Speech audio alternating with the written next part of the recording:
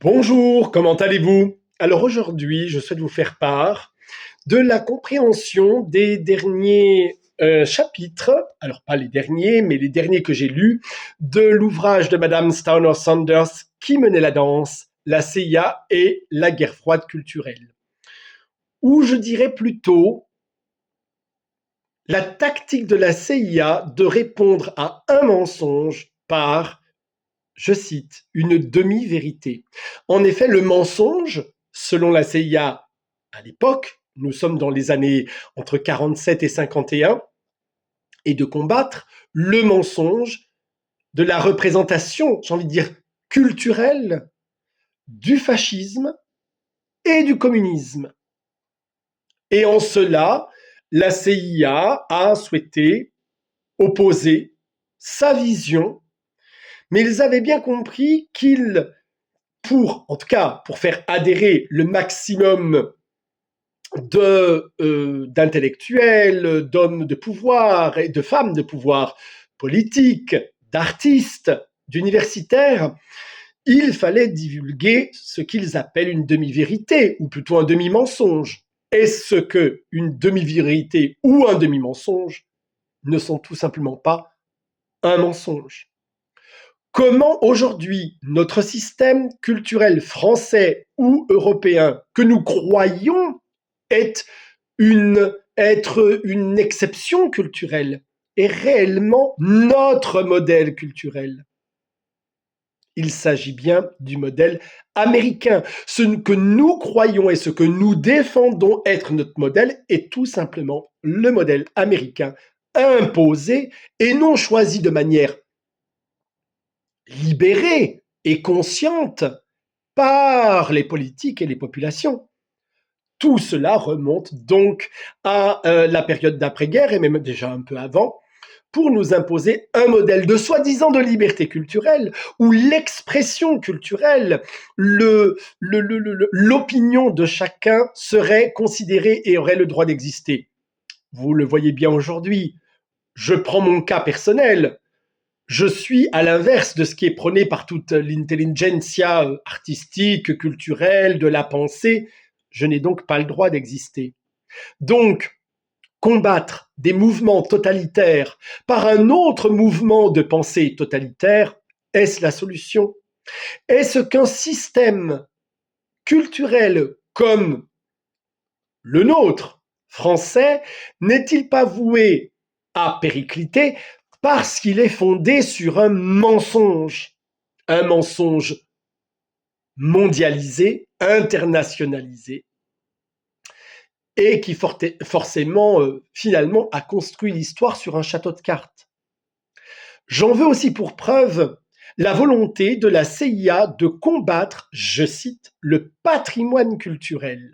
C'était une expression qu'il voulait absolument effacer de la pensée et de la bouche des intellectuels, de l'intelligentsia et petit à petit des peuples. Et ils y sont arrivés.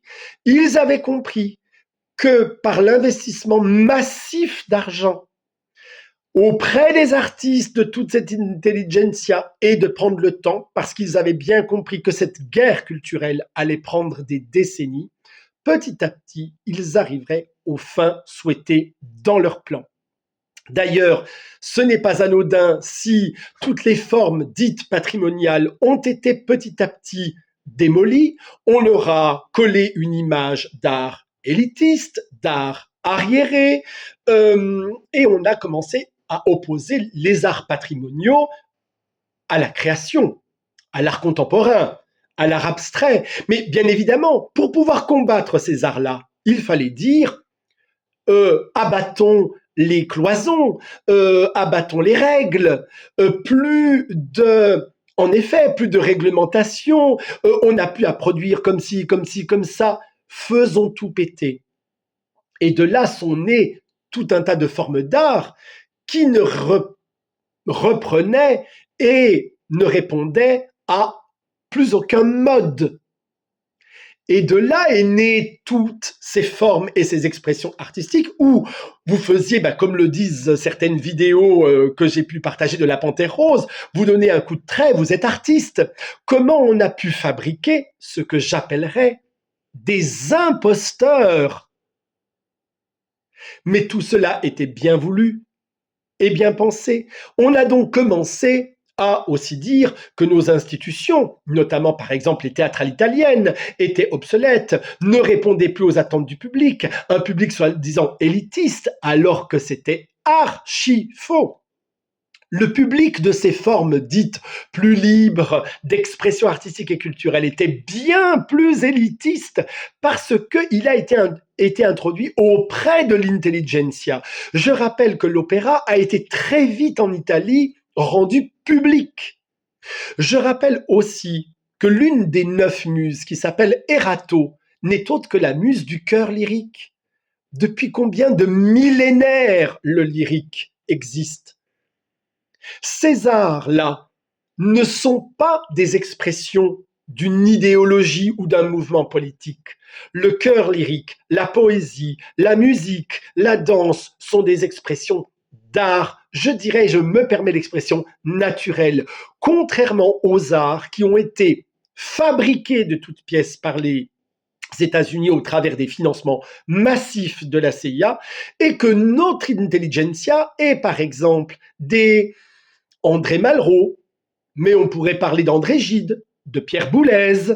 Tous ces gens-là ne sont pas anodins dans ce qui est arrivé petit à petit, mais on pourrait parler aussi de l'époque culturelle du mitterrandisme, où il a fallu construire pour la création, mais on s'est aperçu que finalement, cela ne marchait pas vraiment. Et donc, il a fallu dire qu'il fallait introduire finalement la création, l'art contemporain dans les maisons institutionnelles de patrimoine, parce que c'était nous, forcément, le patrimoine, qui n'étions pas très ouverts. Vous voyez toute cette lobotomisation qui, petit à petit, a forgé notre pensée et qui fait qu'aujourd'hui, nous sommes incapables de réfléchir à l'avenir culturel autrement que la position dogmatique qui nous a été proposée depuis la fin de la Seconde Guerre mondiale par les États-Unis. Allez, bonne journée à tous!